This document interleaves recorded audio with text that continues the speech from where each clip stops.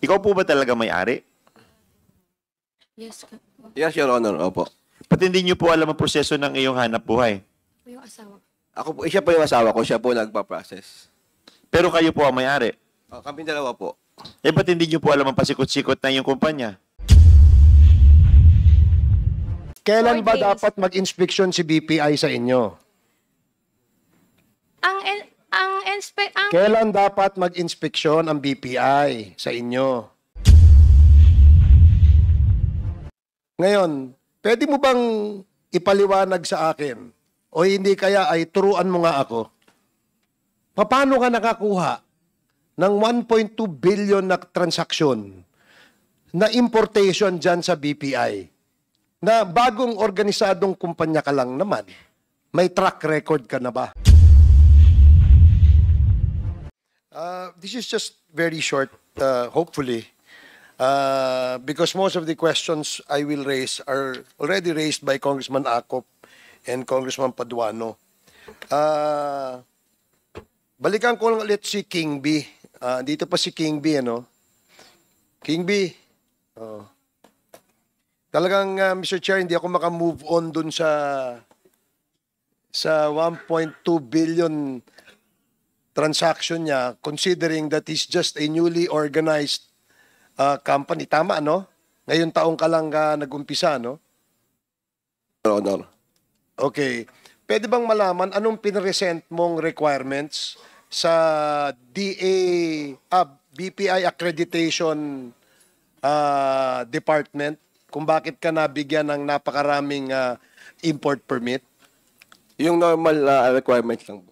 Ano-ano ba yon? Ikaw na sumagot. Yung sekretary ko lang po pwede sumagot. Siya po kasi nakakabisado. Hindi. So ikaw hindi mo alam. Hindi ko po lahat yung pagkasunod-sunod. Pakitanong mo na lang yung secretary mo. Please don't deduct the time Yes. from me, Mr. Chair. Sige, pakitanong mo lang yung secretary mo. The reason why I'm asking this, Mr. Chair, because very important for us to know na bakit ang isang kumpanyang bagong organisado lamang ay nabibigyan ng ganito kalaking transaksyon sa gobyerno. Now, kanina, tanong ni Congressman Paduano, Congressman Acop, at ng ating mga kasamahan dito, na isa sa mga requirements ay kailangan merong SPSIC na kung saan ang BPI ang nag-i-issue. Now, ang tanong ko sa iyo, Mr. King B, bukod dun sa SPSIC, ano pa yung ibang sinubmit mong mga requirements? At sino bang kausap mo sa DA?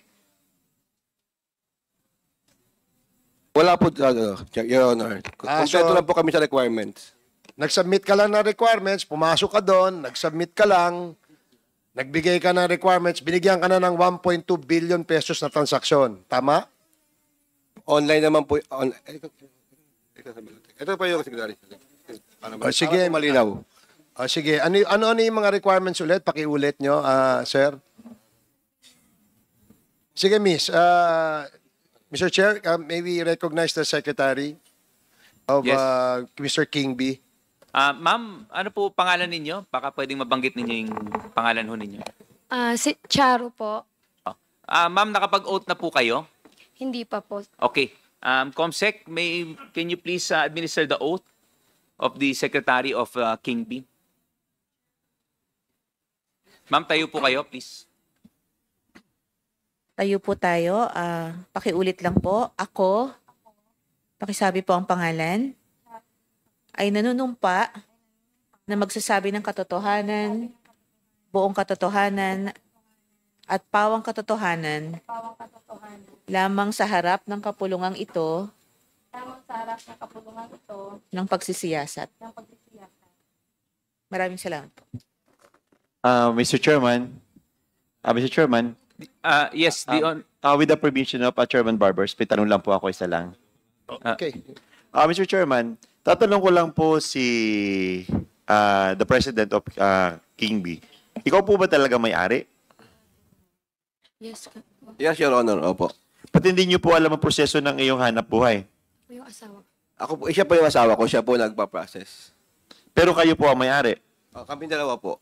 Eh, ba't hindi nyo po alam ang pasikot-sikot na yung kumpanya? Yung asawa ko na po as a wife po. Ako na po yung sa ibang matters. Your Honor. Ayun lang po, Mr. Chairman. May I continue, Mr. Chair? Yes, please proceed, Chairman Barbers. Okay.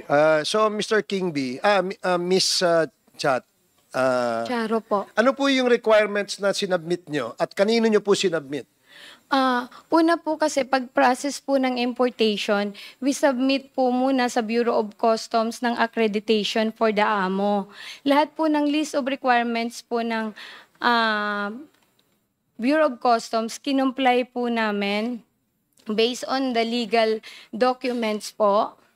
And then pagkatapos po nun, mag-a-apply po kami ng license to operate sa BPI. Pag-apply po namin ng license to operate sa BPI, si BPI po magkakaroon ng inspection sa aming dry warehouse. Pagkatapos po ma-inspect sa dry warehouse at nagkaroon po ng approval, bibigyan po kami ng license to operate ni BPI. Pag nagkaroon na po kami ng license to operate ni BPI, pwede na po kaming mag-apply ng SPS. Gaya po ng sinabi ni Director Glenn, open po yung SPS for everyone nang basta accredited po ng customs at ng BPI. Ina-apply po yon through documentation via online. Via online po. Hindi po kami pwedeng mag-apply via online nang hindi po legally yung documents po namin. Kasi Okay, po sige po. lahatan po yun. So, ibig kong sabihin, lahat po ng dokumentong requirement ay sinubmit nyo online. Opo, kasi po si BPI po, may mga processing po yun. Okay. From Sige po, ma'am. parang ang online nila po is online yung sunod-sunod nilang hanggang sa pag-approve for evaluation, for approval. Parang 4 na process po yung ginagawa ni BPI po sa document. Kasama dun sa process na yun na sinasabi mo ay yung inspection ng BPI. Bago po kasi kami makapag-import ng bigas, yun nga po kailangan ng BPI. Yung BPI po is magbibigay sila ng SPSIC via email, via online.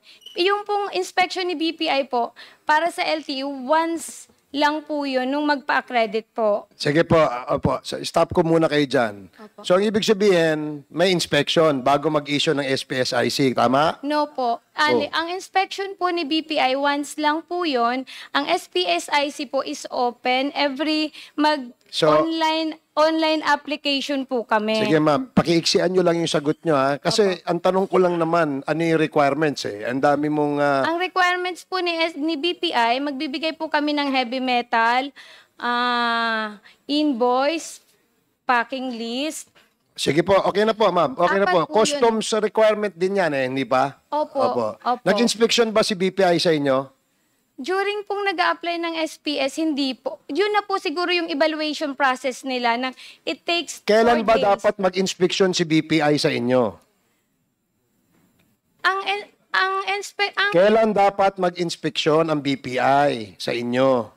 Yun lang ho ang tanong, ma'am. During po nang nag-apply kami ng warehouse, LTO po at Okay, dry warehouse nag-apply po. kayo ng LTO sa warehouse nyo at in-inspection ito ni BPI. Opo, sir. Yung bang Opo. pag-inspection nila, online din? Hindi po. Nagpunta po sila. One time lang po kasi po yun. Kasi magtataka ako kung in-online inspection yan eh. Ang So application hindi, po physical. Physical po sila nagpunta sa warehouse niya, ma'am. Nagpunta po sila sa warehouse niya, ma'am. Opo. Sige po, ma'am. Thank you. Pero Si hindi po King Bin ako ang during kakausapin ko, application ma'am. ng SPS. Excuse me po, ma'am. Opo. Ma'am, sandali lang po, Si King Bin ako ang kakausapin ko. Ang haba niyo ho sumagot eh. 5 minuto lang ho ang binigay. So, Mr. King B, Yes, Your Honor. in-inspection kayo ni BPI sa warehouse nyo. Opo. Ilan ho ba ang warehouse nyo? Isa lang po yung aming dry warehouse. Okay, so yan ang isa sa requirement ay inspection ni BPI. Ngayon, pwede mo bang ipaliwanag sa akin o hindi kaya ay turuan mo nga ako? Paano ka nakakuha ng 1.2 billion na transaksyon na importation dyan sa BPI na bagong organisadong kumpanya ka lang naman? May track record ka na ba sa importation? Wala po, Your Honor. May Naka-open, track record ka na ba sa bigas? open po kasi ang apply ng yun, Your Honor, ng permit. Oh, hindi. Ando na po tayo kasi online nga po yun eh, di ba? Ang tanong ko ho, ipaliwanag mo nga sa akin. O hindi kaya ituruan mo ko kung paano ka nakakuha ng 1.2 billion na transaksyon sa BPI na makapag-import ka ng ganong kalaking halagang bigas. Naka-open po kasi, Your Honor, kaya nag-apply lang po kami nag-apply ng... Okay, sige po. Salamat. So BPI, isn't track record a requirement in issuing a importation permit?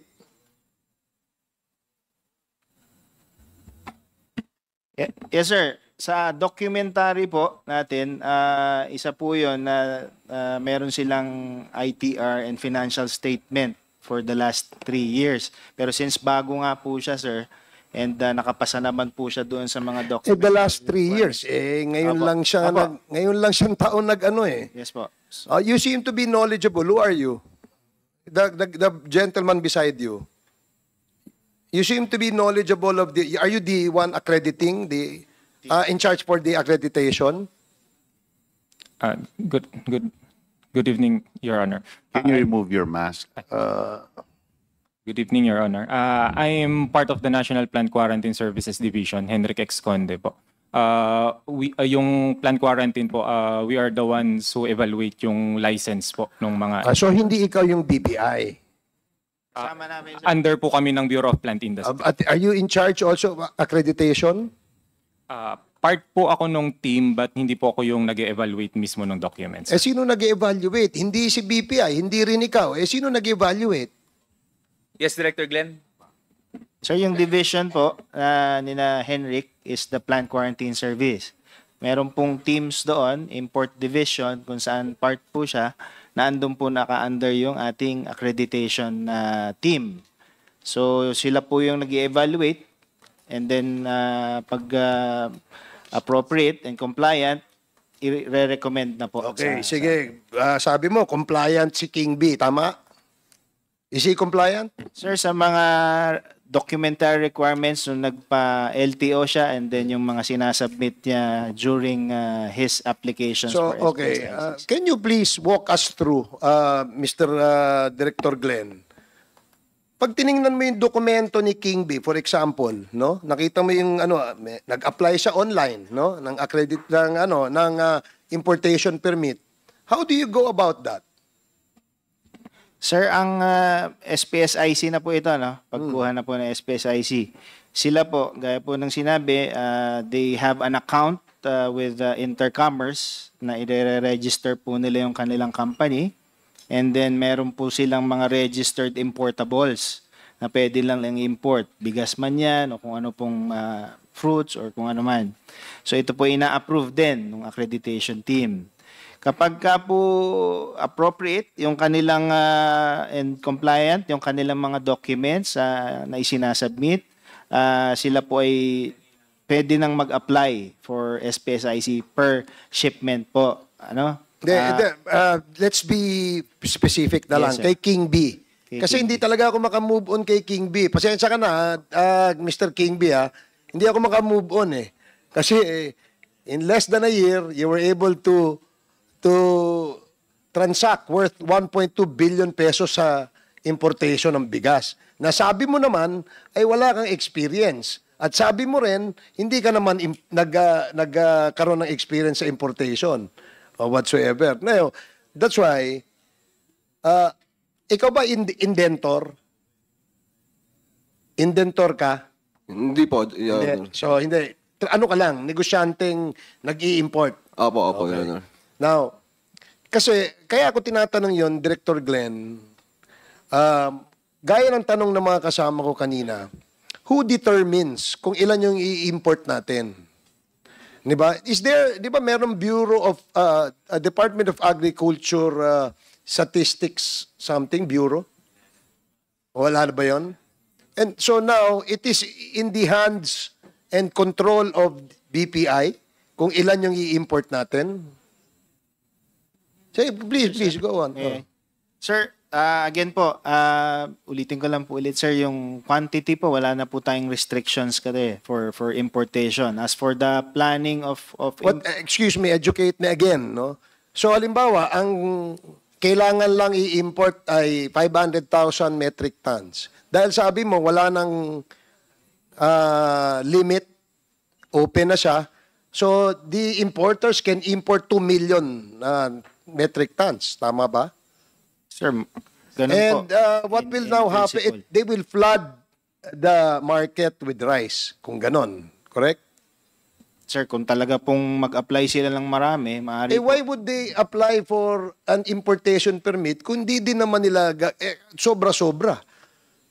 So, paano yun?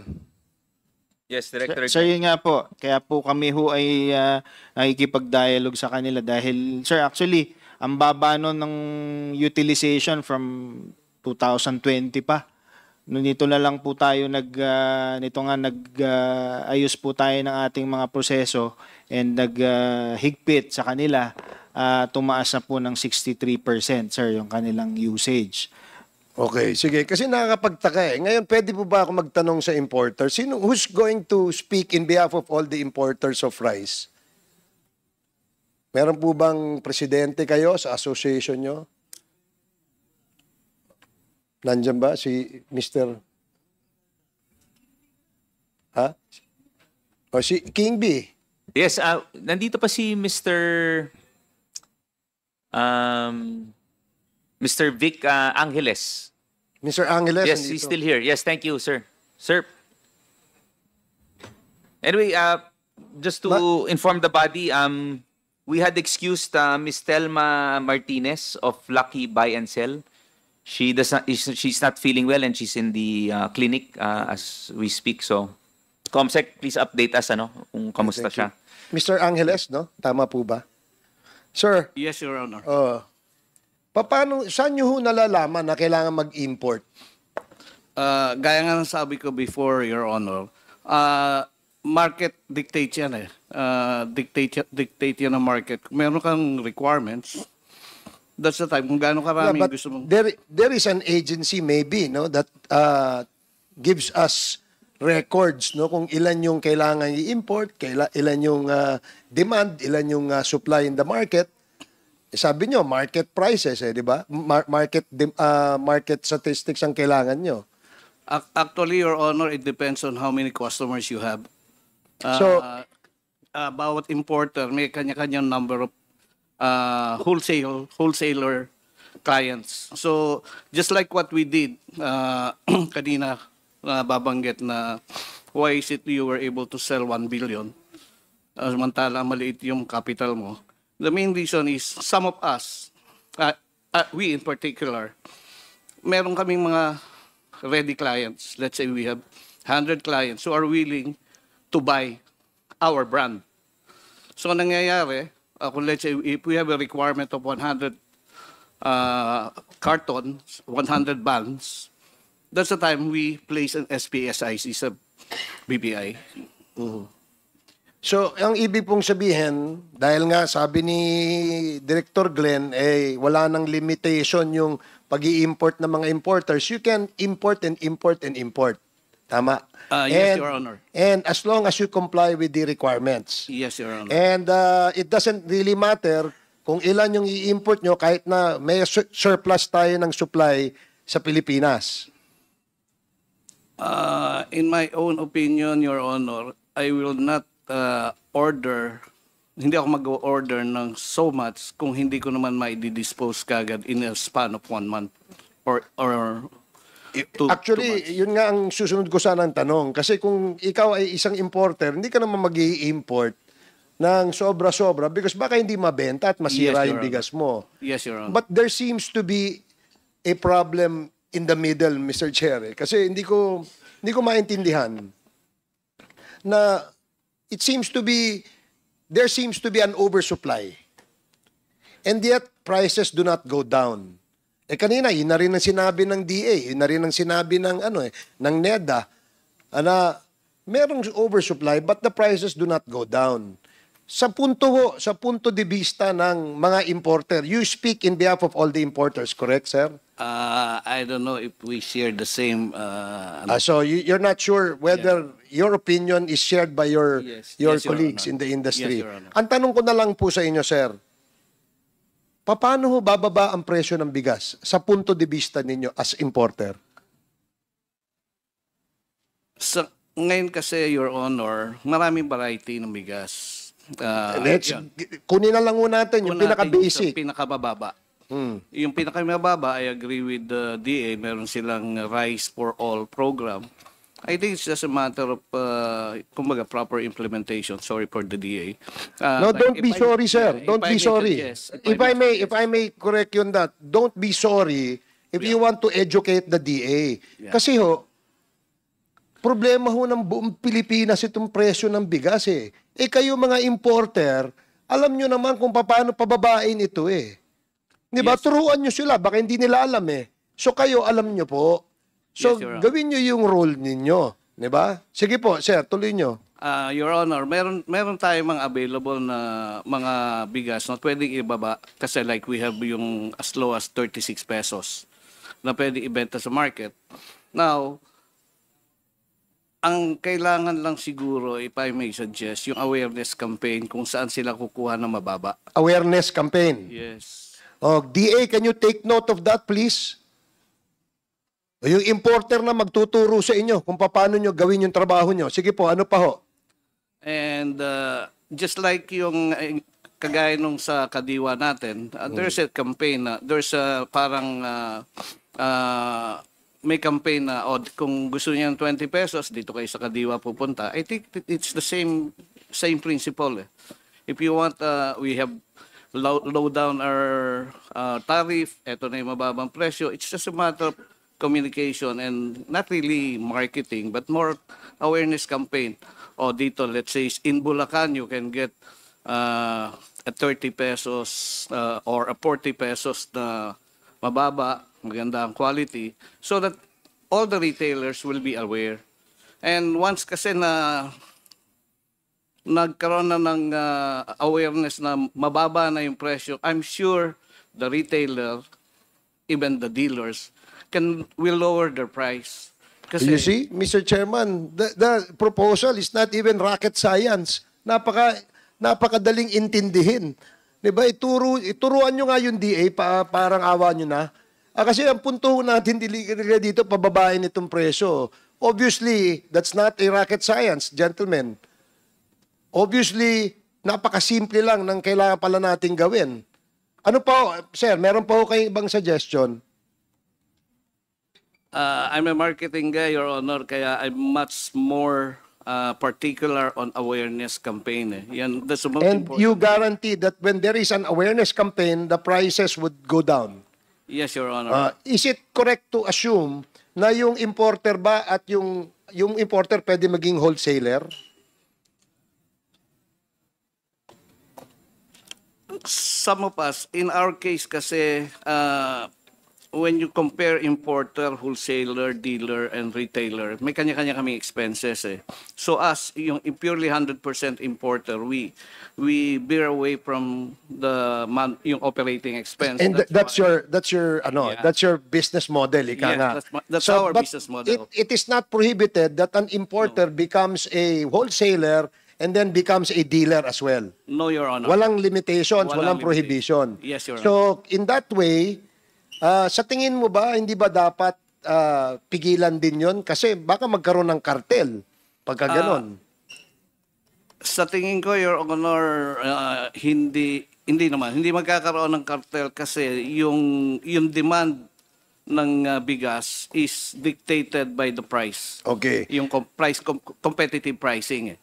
Sige po. Meron ho bang wholesaler dito? Is there an wholesaler here, Mr. Chair?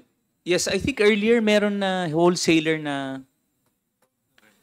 importer wholesaler. Sino po 'yon? So kung walang wholesaler, Ayun, ma'am, yes, ma'am ma'am. kayo po. Ma'am, pwede po bang magtanong, ma'am? Miss Janine Tan. Yes.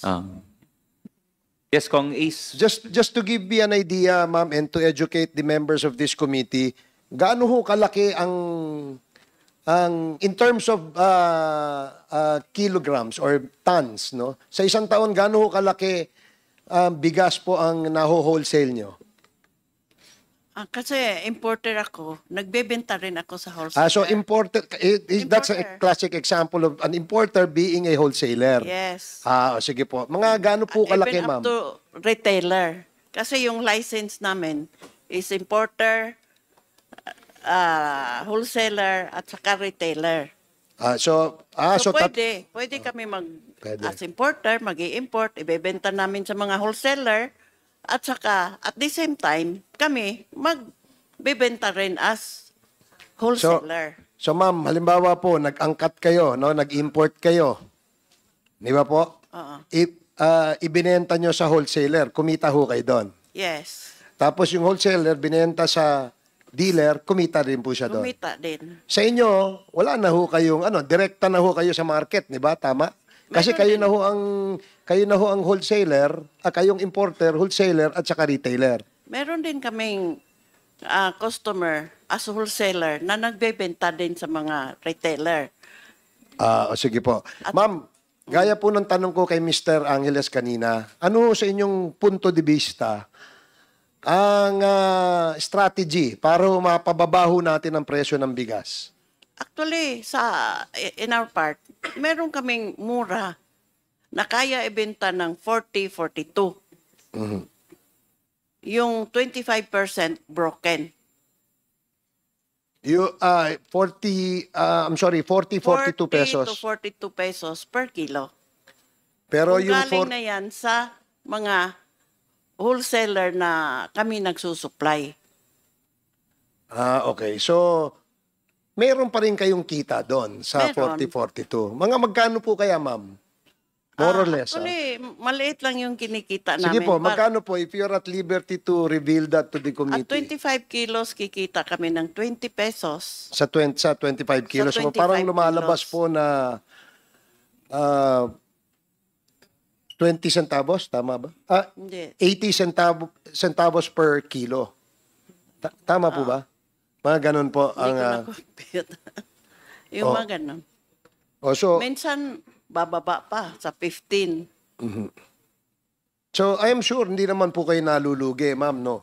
Hindi naman. Minsan lugi. May time din na nalulugi kami. Anong Kasi- reason? Ano pong reason kung bakit po kayo nalulugi? Example po. Example, kasi kami, mga wholesaler, oversupply sa ngayon. Alam So, natin yun, oversupply kayo ngayon. Over-import kami. Kasi minsan di namin matansya yung market. Akala namin makakasure, pero actually, hindi pala. Kagaya ngayon, madumal yung benta. Kahit ibebenta namin ng lugi, walang bumibili. Sa ngayon. Kaya yung sinasabi na cartel, sa ngayon, walang cartel. Yung sa opinion ko lang. Walang cartel, walang hoarding. Paano ho nagiging matumal ang benta ng bigas? Sabi niya po sa amin, paano ba nagiging matumal ang pagbenta ng bigas? Hindi po ba all year round mabenta ang bigas? Hindi naman gano'n. Kami nga hindi namin matansya na bakit madumal ang ngayon. Dapat from December, January, February, kasi considered as lean months. Kasi March pa yung harvest ng local. So, sa ngayon ho, Kami, nag-i-import kami para preparation sa lean months. so ngayon po, halimbawa po, itong taon na ito, nag-import kayo, sobra-sobra ho ba yung in-import nyo? Sa ngayon, nagsusubra So, halimbawa po, magsusobra, mga tansya nyo, mga ilang kilo ho kaya, ilang tonelada ho kaya yung susobra? Sa ngayon, medyo nasa siguro yung sa amin lang Sa inyo lang po, ma'am. sa amin. Para lang ho maintindihan namin kung paano hong... Nagsusubra siguro kami ng mga 5 to 6,000 metric ton. 5 to 6,000 metric tons. At yung 5 to 6,000 metric tons Nasa warehouse. ay binili nyo o inangkat nyo ang magkano pong presyo?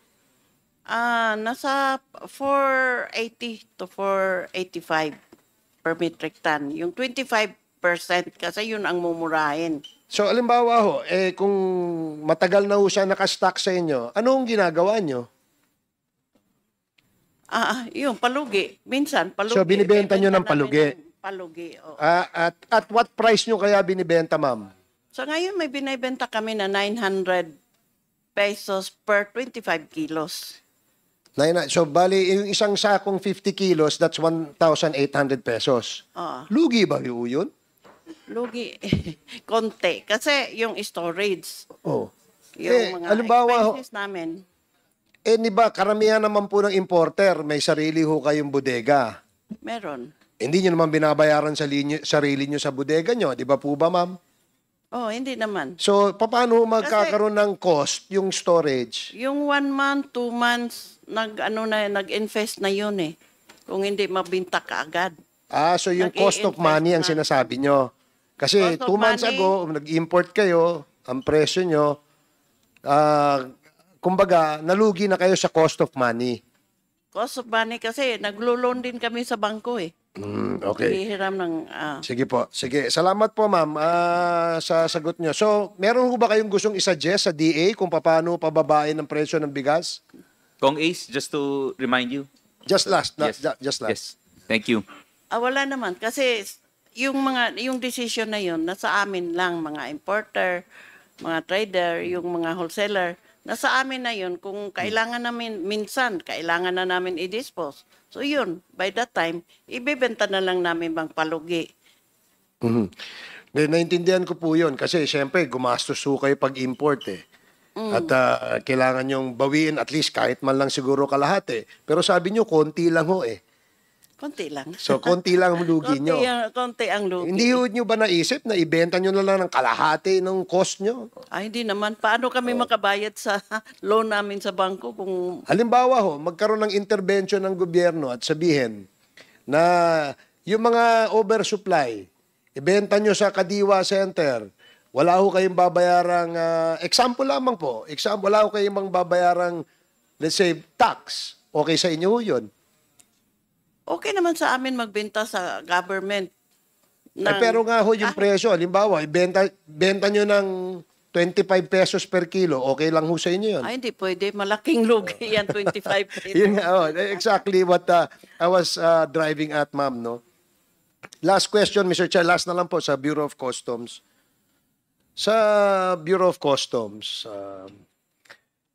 ito, problema talaga ito, matagal na eh. And I'm sure you are very much aware that the problem of smuggling of rice is a prevailing and continuing problem, even up to this moment that I speak. Is that correct? Is that an assumption that I would say a correct assumption, a presumption? Mr. Chair, no, Your Honor. No. Yes, sir. Why? I think, sir, the best indicator that there's rice smuggling if the legal importers are complaining about competition. So, I believe that if there's rice smuggling, the rice smugglers will probably be lower than the price of the legitimate importers. And the legitimate importers, since they cannot compete with the smugglers, I think they would reduce their importations, or probably they will not import anymore, Your Honor. So, insofar as our risk management naman po, every time there's an arrival, especially on bulk shipments, kitang-kita po naman po kung ang kargamento is rice kasi it's in bulk and it's open. And we always we always match kung sa volume po, we always match it with LPSR when it comes to bulk shipments. And this LPSR is issued by accredited cargo surveyors po from source. And if it's a containerized rice shipments, if it's declared as rice, nakikita naman po natin yung images, and at the same time we do also do random checking. And at the same time, if it's rice shipments, hindi lang po Bureau of Customs ang tumitingin yan. We have field offices of DA po who check on these shipments. And actually, may nadagdag po yung DA Inspectorate po. Kasama na rin namin sa tumitingin po nung agricultural products. So, Sige po. Thank you, Mr. Yun lang Commissioner. I perfectly understand what you're driving at, but it is not also correct to say na wala na nag-i-smuggle kasi may oversupply. Because it also happens sa drugs eh. They smuggle drugs even if there's so much supply. So perhaps depende siguro sa ano, and I will ask questions on the second round pertaining to that because I know I have eaten the time of Congressman Mark Coangco. So, Mr. Commissioner, the next hearing, I would again ask questions about smuggling in the because meron po tayong Zamboanga, Sulu, Zamboanga, Basilan, Sulu, Tawi-Tawi smuggling incidents. And I'm sure you're quite familiar with that, di ba? yes, Mr. Chair, it's a Okay, challenge sige. to really protect our borders in that area. That's my point. So it's not actually accurate to say that there's no smuggling because it could have passed through those ports. And that's a given, correct? There's a possibility, Your Honor, Mr. Chair. Okay. Thank you, Mr. Chair. Thank you, Yes, Commissioner. thank you. Kong Ace, may I know if you're interested to ask on the second round? Or, sige, okay, thank you. We'll take note.